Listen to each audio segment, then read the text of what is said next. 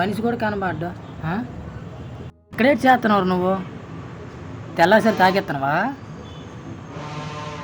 తాగుముచ్చిన కొడక కలగోడు కలుపుతాడరా. రా కలిపేళ్ళు తీస్తా. నాలో ఉన్న క్రియేటివిటీ మొత్తం బయటికి తీస్తా. నా తడాక చూపిస్తా.